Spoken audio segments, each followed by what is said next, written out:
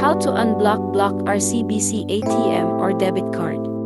If you entered an incorrect PIN for more than 3 times, your ATM or debit card will be blocked for the day or 24 hours. So don't panic and relax, all you need to do is wait for 24 hours. This will automatically reset the following day and will allow you to access your ATM or debit card using the correct PIN. But, if you have forgotten the PIN, then go to your issuing bank to request to change the number for your convenience. And please bring 2 valid IDs for verification of ownership.